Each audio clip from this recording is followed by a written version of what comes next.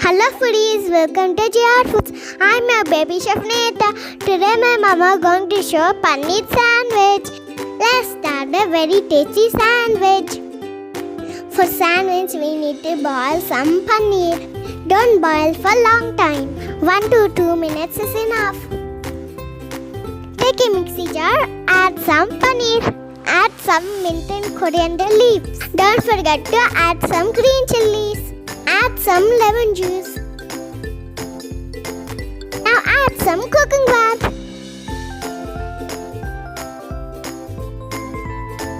Now add some salt.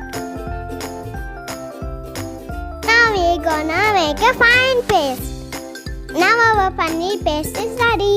Let's start sandwich. For sandwich we are taking 2 slices of bread. Now spread paneer paste evenly.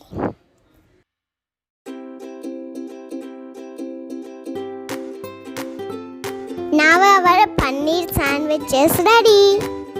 Now take it into serving plate. Thanks for watching my video. Please subscribe here. Bye bye friends. See you in the next video. Have a good day.